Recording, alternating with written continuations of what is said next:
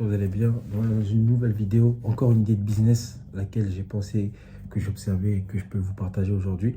N'hésitez pas à liker, à partager, donner votre avis en commentaire si vous appréciez ce type de vidéo et on enchaîne directement. Let's go.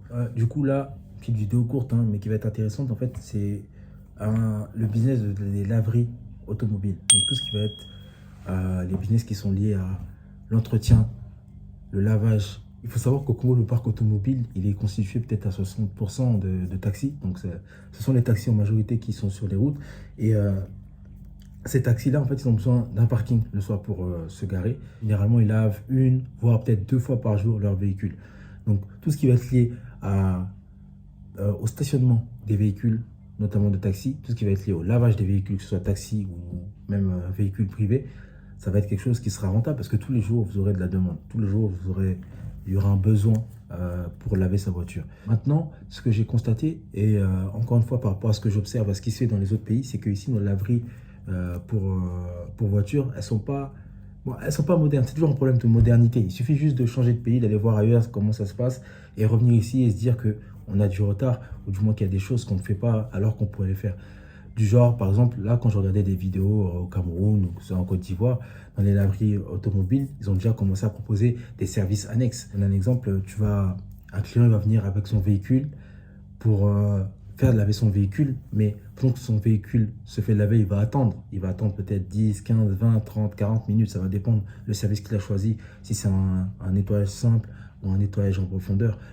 Mais pendant ce temps-là, il va devoir attendre. Et ce que j'ai pu remarquer ici, dans la plupart des laveries, c'est que la personne, soit il attend, il est assis, il est comme ça, soit certains autres clients, ce qu'ils vont faire, ils vont aller au Nganda en face, la cave qui est en face, ils vont s'asseoir et ils vont consommer là-bas. Donc ça veut dire potentiellement de l'argent qu'il aurait pu vous donner à vous, à la station de lavage, si vous proposez un service là où il aurait pu consommer pour manger ou pour boire, il va aller donner ça à quelqu'un d'autre. C'est ce qui s'est passé récemment avec des personnes qui travaillent sur le chantier. Un de ses fils lavait une voiture, il faisait laver sa voiture, ils étaient plusieurs. Et voilà, ils étaient 4 dans le véhicule. Il fait laver le véhicule et les 4 ils vont consommer dans la cave en face. Ils ont peut-être dépensé à eux 4, peut-être 4 000, 5 000 francs, juste parce qu'ils attendaient pendant que le véhicule se faisait nettoyer. Donc voilà. Dans les autres pays, là, ce qui est développé et ce qui se fait, c'est qu'entre guillemets, ils vont proposer un service de restauration. Ça va même jusqu'au service de spa et massage dans la laverie. Elles viennent se faire bichonner. Bienvenue au lavage automobile Car Wash, ouvert il y a seulement 1 an. Armé de son aspirateur, cet employé est à pied d'œuvre pour nettoyer ce véhicule. Et pas n'importe lequel. Il s'agit du ordinaire au lavage dédié aux véhicules haut de gamme. Tous ont un objectif commun: capter le plus de clients possible. Et pour cela, des services annexes sont même créés. Restauration ou encore soins esthétiques. Autant de stratégies commerciales qui rivalisent d'inventivité. Made in Africa vous conduit dans l'univers des lavages automobiles. Une activité en plein boom dans la capitale économique ivoirienne.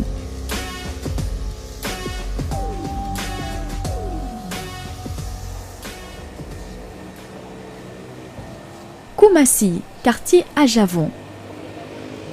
C'est très très bien développé à l'extérieur. Donc je pense que si vous avez une idée de faire une laverie automobile, n'hésitez pas à proposer un service restauration, un service qui vend des boissons, enfin développer quelque chose autour de l'activité. Essayez de rentabiliser, d'optimiser au maximum votre business lorsque vous faites quelque chose, surtout ici au pays, parce que j'ai l'impression que les gens ils sont plus en mode ouais, je fais que cette activité-là et tout le reste je le fais pas. C'est comme des fois vous allez voir des boulangeries. Ils vendent du pain, mais ils ne vendent pas de boisson, ils ne vendent pas de thé, ils ne vendent pas de café, ils ne vendent pas de lait, ils ne vendent rien. Voilà. Il y a une très belle boulangerie que j'étais parti voir à la base. Ils font du bon pain, du très bon pain. C'est bien exposé, l'extérieur il est magnifique, c'est propre, rien à dire. Tu rentres dedans, ils ne vendent que du pain. Même une bouteille d'eau, ils ne la vendent pas. C'est-à-dire la bouteille d'eau, tu dois l'acheter ailleurs. Vous voyez, les pertes. En fait, c'est comme si on fait des business, ce n'est pas abouti. On fait tout à moitié, on fait tout à 50-60%. On n'arrive pas à optimiser tout ce qu'on fait. Alors que pourtant, quand vous allez à la station d'essence Total, eux, à la base, leur activité principale, c'est vendre du carburant. Mais vous allez voir tout ce qu'ils vendent. Ils vendent des boissons, ils vendent des glaces, ils vendent du chocolat, ils vendent des bonbons, ils vendent des produits pour les véhicules, pour l'entretien. Ils vendent tellement de choses. Et même maintenant, à Total, tu peux m'acheter des sandwichs. Non. Mais nous, quand on va faire des business, enfin la plupart des business que je vois ici, les mecs, ils s'arrêtent à leur domaine d'activité. Ils vont pas faire plus que ça. Après, peut-être des fois, il y a des problèmes de oui, comme je suis pas sur place, j'ai pas envie de faire ça parce que sinon, ça va être dur à contrôler. En effet, si c'est cet aspect-là, je peux comprendre. Mais si la personne, elle est sur place, qu'elle gère le business sur place, où il y a un manager sur place de confiance, ah non, faut absolument acheter des activités. En tout cas, ce qui est sûr, c'est que ça, c'est un business qui fonctionne. Pareil, j'avais parlé aussi des parkings. C'est une vidéo que j'avais faite il y a bientôt 2 ans. Vous allez voir dans des pays comme les États-Unis ou en Amérique du Nord, en Amérique centrale, ils ont des parkings qui sont superposés. Donc, vous avez des parkings en mode bâtiment qui peuvent monter à 3, 4, 5 étages. Et voilà, si, admettons, vous arrivez à faire quelque chose comme ça ici au pays, sachant que les taxis ont besoin de garer leurs véhicules, en moyenne, c'est 1000 francs le parking, si je ne me trompe pas. Donc, si vous avez une capacité d'accueil de 50, 100 voitures, ça vous fait 50 à 100 000 par jour. Voilà, c'est juste du béton. Juste du béton, vous montez le béton, vous construisez, ça va coûter cher, c'est vrai, mais je pense que la rentabilité va être intéressante parce qu'à 50 000, 100 000 francs par jour, si vous enlevez peut-être 3 000 francs ou 4 000 francs pointés pour 2 gardiens par nuit, si vous avez 80 000 francs par jour, au moins 10 000, ouais, on est déjà à 50 000 au moyen minimum 50 000 par jour. 50 000 par jour, vous êtes à 1,5 million. 1,5 million, vous êtes à 18 millions par an. Donc, ça se récupère assez vite. Donc voilà, ça c'est un business qui était intéressant, une laverie automobile mais moderne. C'est-à-dire que pas seulement laver des véhicules, proposer un service de restauration, un service de boisson. Et si vous voulez aller plus loin encore même, comme ça se fait en Côte d'Ivoire, un service spa, massage, là où il pourra se reposer, se désaltérer.